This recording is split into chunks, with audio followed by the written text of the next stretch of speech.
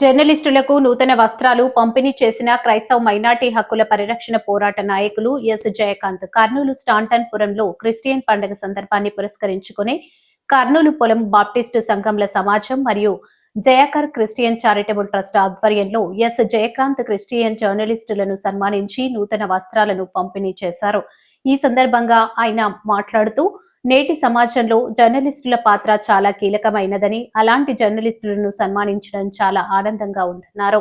Christmas అనేది ఎలాంటి మత ప్రచారం కాదని, ఎలాంటి బలవంతపు మత మార్పిడి కాదని, క్రిస్మస్ అంటేనే క్రీస్తును ఆరాధించడం, క్రైస్తవులంటేనే ప్రేమ, క్షమాగుణం, నీతి, సత్యం, యథార్థత కలిగి ఉన్నవారని, క్రైస్తవులు ఎవ్వరికీ ఏ ఒక్కరికి ఏ హాని చెయ్యరని, కాబట్టి అన్ని మతాల వారు, అన్ని కులాల వారు అందరూ సంతోషంగా క్రిస్మస్ సెలబ్రేషన్స్ చేసుకోవాలని అన్నారు. అనంతరం జయకాంత్ క్రిస్టియన్ గారికి జర్నలిస్టులు రామకృష్ణ, ఆనంద్ కుమార్, రాజశేఖర్, దస్తగిరి ఆయనను ఘనంగా సన్మానించారు. ఈ కార్యక్రమంలో reverend Prabhudas, pastor Victor Paul, pastor Saul Raju, pastor Karunakar, జర్నలిస్టులు ఐజక్కు, శ్రీనివాసులు, శివ, శంకర్, మధు, శాలన తదితరులు పాల్గొన్నారు. కాబట్టి మీరు అంత గొప్ప ప్రక్రియ చేపడుతున్న ప్రభుత్వంలో జరిగే తప్పులను ఎత్తి చూపడం వల్ల ప్రజలకు నష్టం కాకుండా వారు మంచిగా సరిచేసుకొని జీవించడానికి ఉపయోగపడుతుంది. దాన్ని మనం విమర్శ అంటాం. మీరందరూ కూడా ప్రతిపక్షం అంటే ప్రభుత్వము ఒకవైపు అయితే విలేకరులంతా కూడా ప్రతిపక్షం వైపు ఉంటారు. ఎందుకంటే ప్రతిపక్షంగా ఉండి ప్రభుత్వం ఏదైతే తప్పులు సరి చేసుకోవడానికి అవకాశం ఇస్తున్నట్టుగా. కాబట్టి మీరు విలేకరులందరూ కూడా ప్రతిపక్షం సరైన పాత్ర పోషించకపోయినప్పటికీ విలేకరులు ప్రతిపక్ష పాత్ర పోషిస్తారు. కాబట్టి ఆనాడు విలేకరులను ఏర్పాటు చేయడం జరిగింది.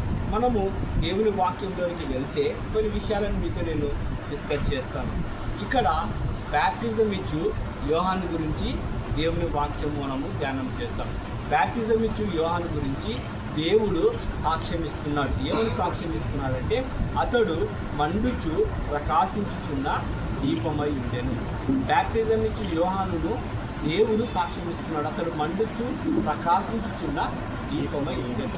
మనం చాలామందికి క్రిస్టియానిటీ అంటే మన భారతదేశంలో ఒక మతంగా పరిగణిస్తున్నాం. కానీ క్రిస్టియానిటీ అంటే ఒక మార్గం, జీవించే జీవితం.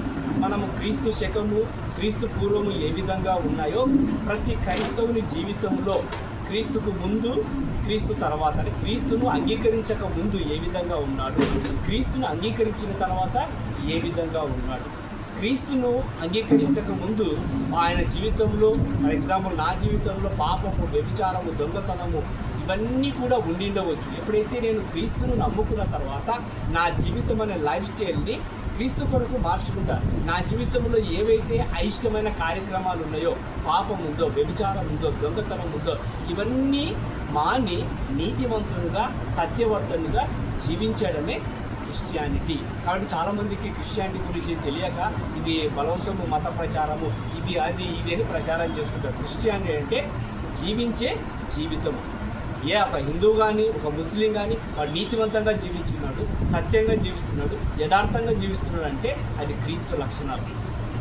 కాబట్టి ఇక్కడ మనము బ్యాప్టిజం ఇచ్చు యోహాను గురించి డిస్కస్ చేసినట్లయితే ఇతని గురించి దేవుడు సాక్ష్యం ఇస్తున్నాడు. బ్యాప్టిజం ఇచ్చు యోహాను ఒక మండుచున్న దీపంగా ఉన్నాడు. ఎందుకు మండుచున్న దీపంగా ఉన్నాడంటే అతను సత్యం కోసము నిలబడుతున్నాడు. సత్యం కోసము నిలబడినటువంటి వ్యక్తి, ఎందుకంటే దేవుని వాక్యం సెలవుస్తుంది, నేనే మార్గము, నేనే సత్యము, నేనే జీవము. కాబట్టి సత్యం కోసము ఎవరైతే నిలబడతారో, యథార్థ కోసం ఎవరైతే నిలబడతారో, ఎవరైతే నీతిమంతులుగా జీవిస్తారో వాళ్ళందరూ కూడా దేవుని బిడ్డలు. ఇక్కడ దేవుడు అందుకోసమే సత్యం కోసం నేనేం చేసినా అంటే, హేరోదు మహారాజు తప్పు చేస్తుంటే హేరోదు మహారాజుని వెళ్ళి, అయ్యా నువ్వు తప్పు చేస్తున్నావు, నీ తమ్ముని భార్యను ఉంచుకోవడం తప్పు అని డైరెక్ట్గా ఇతను సత్యాన్ని బోధించాడు. సత్యాన్ని బోధించడం వల్ల హేరోదు మహారాజు ఇతనిని చంపివేయడం జరిగింది. తన తల తెగిపోయినా కానీ సత్యం కోసమే నిలబడిన వ్యక్తి. కాబట్టి సత్యం కోసము నిలబడిన వ్యక్తి బ్యాప్టిజం ఇచ్చు యోహాను. అందుకోసమే అతను మండుచున్న దీపమై ఉండెను. ఎగ్జాంపుల్, దీపము ఎందుకు దీపము? Okay sir, okay okay okay okay sir, okay.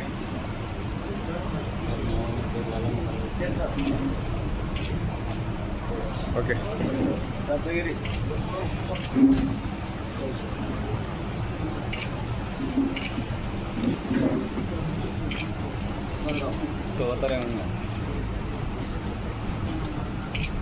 Sujana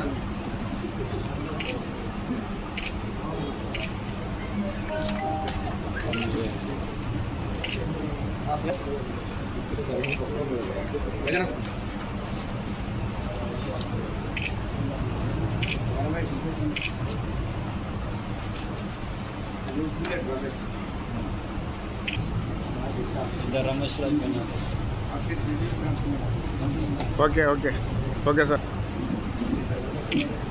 okay sir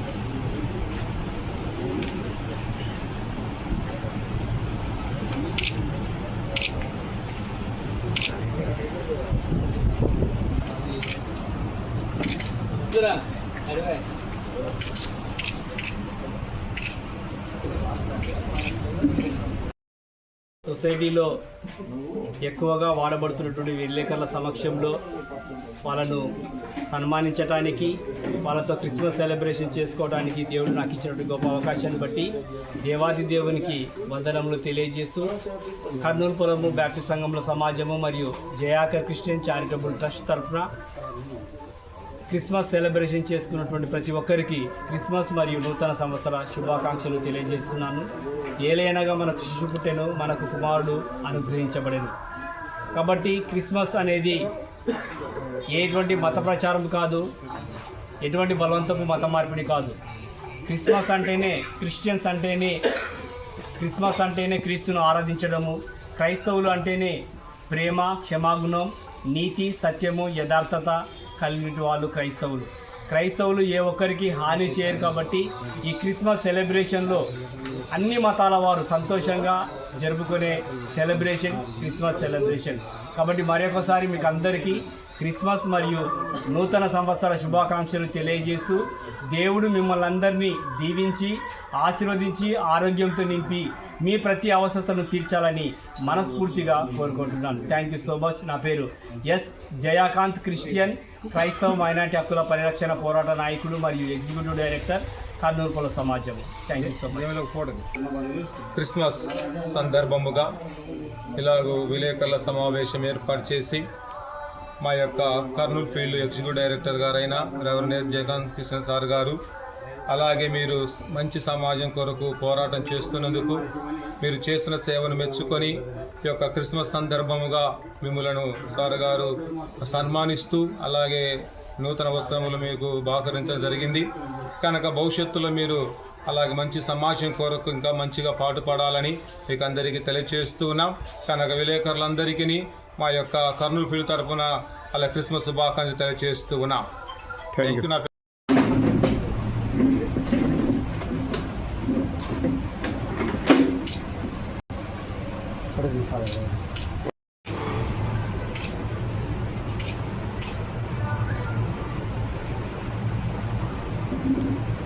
నిలబడిపోతాను ఇద్దరు